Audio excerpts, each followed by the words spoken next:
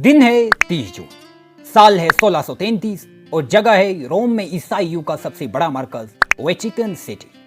यहाँ पर एक शहरी के खिलाफ मुकदमे की समाअत जारी है। ये शहरी कोई आम शख्स नहीं बल्कि इटली का सबसे बड़ा साइंसदान, रियाजीदान और फल्कियातदान है। एक ऐसा शख्स जिसे जदीद फिजिक्स का बानी कहा जाता है। एक ऐसा शख्स जिसने टेलीस्कोप में ऐसी जिद्दत लाई कि चीज़ें 32 गुना बड़ी होकर मजीद वजाहत के साथ दिखाई देने लगी, जिसकी वजह से इंसान निज़ाम फल्कियात को और करीब से अच्छी तरह देखने और समझने के काबिल हुआ। इस शख्स पर जो मुकदमा दायर किया गया है उसकी वजह निहायत अनोखी है। आज एक साइंसदान पर दायर किए गए एक ऐसे मुकदमे की कहानी सुनेंगे जिसे सदियां गुजरने के बाद बेगुनाह करार देकर चर्च ने उससे मुआफी मांगी।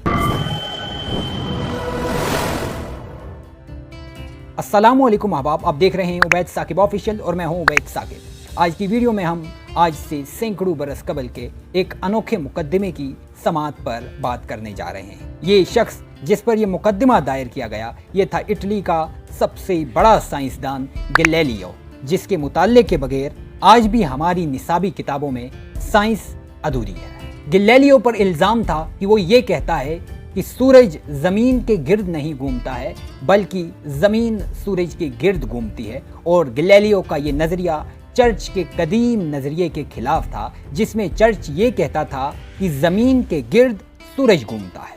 इंसान ने वक्त के साथ साथ शऊर हासिल किया और कायनात का मुताल्ला करने लगा। कायनात के मुताल्लिक सबसे पहला नज़रिया अरस्तू ने पेश किया था। अरस्तू का कहना था कि ज़मीन साकिन है और कायनात का मरकज़ है, सूरज ज़मीन के गिर्द घूमता है। अरस्तू के इस नज़रिए को चर्च ने अपना लिया और इसकी मजहबी तौजीहात पेश की। गैलीलियो ने जब अपनी जदीद टेलीस्कोप से कायनात का मुशाहिदा किया और रियाजी के उसूलों के मुताबिक उसे परखा तो उसके इल्म में ये बात आई कि ज़मीन इस कायनात का मरकज़ नहीं बल्कि ज़मीन और दीगर तमाम सैयारे सूरज के गिर्द घूमते हैं। गैलीलियो ने जब अपनी रिसर्च को तहरीरी शक्ल दी तो कलीसा को बेपनाह इश्ताल आया। चनाचे जो मुकदमे की समाअत जारी थी वो गैलीलियो पर मजहब के खिलाफ जाने के इल्ज़ामात पर थी। गैलीलियो ने बेपनाह साइंसी दलाइल पेश किए, लेकिन चर्च ने उन तमाम दलाइल को बेजान दलाइल कहकर मुस्तरद कर दिया और गैलीलियो को उम्र कैद की सज़ा सुना दी। उम्र कैद की यह सज़ा गैलीलियो के लिए बहुत बड़ी सज़ा थी। उसने इस सज़ा से बचने के लिए आखिरी कोशिश की, चर्च के सामने मुआफ़ी मांग ली, चर्च के सामने अपने तमाम नज़रियात मुस्तरद किए, लेकिन चर्च ने गैलीलियो को मुआफ़ी नहीं दी क्योंकि अब बहुत देर हो चुकी थी। अलबत्ता गैलीलियो की मकबूलियत और शोहरत का ख्याल रखते हुए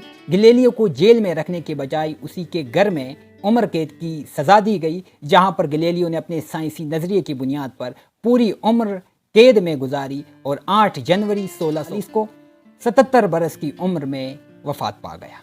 अब ऐसा नहीं कि गैलीलियो की मौत के साथ ये कहानी ख़त्म हुई।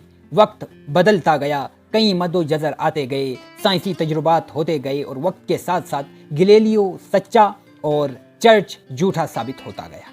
उसकी मौत के 359 साल बाद चर्च को गैलीलियो के नज़रिए के सामने हथियार डालना पड़े। अक्टूबर 1992 में वेटिकन सिटी के पॉप जॉन पॉल ने एक बाज़ाब्ता तकरीब मुनक्किद की और उसमें एतराफ़ किया कि गैलीलियो सच्चा था और वेटिकन सिटी के कलीसा ने गैलीलियो को जो सज़ा सुनाई थी वो एक गलती थी। इंसान को अपनी गलती मानने के लिए जिस कदर वुसअत नज़र और ज़र्फ़ की ज़रूरत होती है उससे ज़्यादा वुसअत नज़र और ज़र्फ़ की ज़रूरत अपने बड़ों की गलतियाँ मानने के लिए होती है, और पॉप जॉन पॉल ने अपने बड़ों की गलतियाँ मानकर ये वुसअत नज़र और ज़र्फ़ दिखाया। साइंस आजकल बहुत ज़्यादा तरक्की कर चुकी है, लेकिन मजहब की उजारादारी बिल्कुल उसी तरह कायम व दायम है। आज भी साइंसी इजादात मजहबी एक्सट्रीमिज़म की जद में आती रहती हैं। गैलीलियो के नज़रियात से लेकर इंसान के चांद पर कदम रखने तक जिन लोगों ने इंसान की साइंसी करिश्मों को रद्द किया है, उनके खिलाफ गए हैं, वो भी बाद में साइंस से फ़ायदा उठाने वालों में शामिल रहे हैं। ज़रूरत इस अमर की है कि मजहबी एक्सट्रीमिज़म को निकाल कर तमाम साइंसी इजादात को इंसान की फलाह व बहबूद के लिए, इंसान की बेहतरी के लिए और इंसान की तरक्की के लिए इस्तेमाल किया जाए।